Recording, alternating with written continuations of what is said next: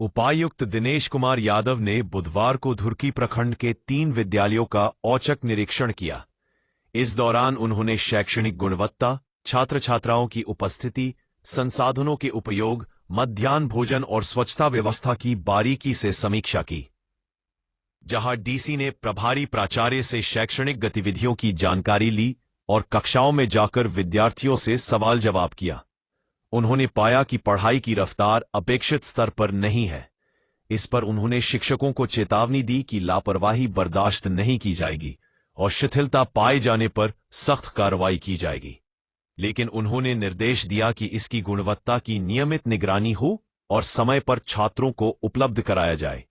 साथ ही कहा कि सरकार की सभी योजनाओं का लाभ सीधे बच्चों तक पहुंचना चाहिए। अधिकारियों को त्वरित समाधान का निर्देश दिया।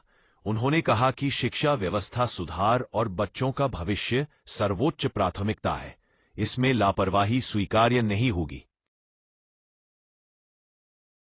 देखिए, आज धुर्की प्रखंड का हमने भ्रमण किया है और प्रखंड को विजिट करने का मुख्य उद्देश्य था कि यहाँ पे शिक्षा की क्या स्थिति है। तो 3-4 स्कूल का हमने भ्रमण किया है। मोटे रूप से स्थिति ठीक है। जितने भी शिक्षक हैं वो मौजूद थे और जो मिड डे मील का काम है वो भी ठीक रूप से चल रहा है। कुछ एक जो खाना बनाने वाली मैडम है उसके द्वारा बताया गया कि उनको पैसा नहीं मिला है, तो हमने डिपार्टमेंट में बात की है और जल्दी उनको पैसा मिलेगा। बाकी कुछ आधारभूत सुविधाओं की स्कूलों में कमी है, इस बात को हम लोग स्वीकार करते हैं और इसमें हम लोग थोड़ा काम भी कराएंगे। आने वाले समय में आगे से हम लोग बजट मंगवा के बच्चों को बेंचेस और बोर्ड्स और इस तरह की और फैसिलिटीज़ जो है उसको हम प्रोवाइड करेंगे। काफ़ी स्कूल्स पे बाउंड्रीज़ की नहीं है, लेकिन प्रॉब्लम थोड़ी फंड की है, तो इसमें जितना हो सकता है हम लोग आगे से मंगवा के इन फैसिलिटीज़ को मुहैया कराएंगे। उसी क्रम में हमने बाकी यहाँ BRP सेंटर में विजिट किया है और प्रखंड का इंस्पेक्शन भी किया है।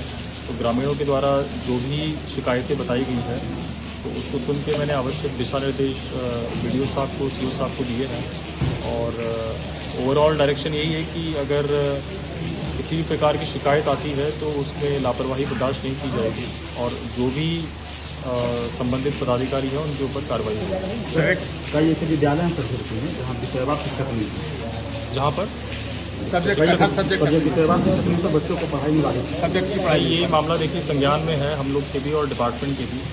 तो बेसिकली जो PTR रेशो जिसको हम बोलते हैं वो आइडियल 30 होता है, यानी कि 30 बच्चों पे एक शिक्षक का होना ठीक माना जाता है। लेकिन झारखंड में और हमारे ज़िले में शिक्षकों की थोड़ी कमी है और ये शिक्षा विभाग को इसकी जानकारी है और शिक्षक की भर्ती के लिए वो आवश्यक कार्रवाई कर रहे हैं। तो जब तक वो आगे से नहीं हो जाता उससे हम लोग भी बंधे हुए हैं, कुछ हो नहीं पाएगा।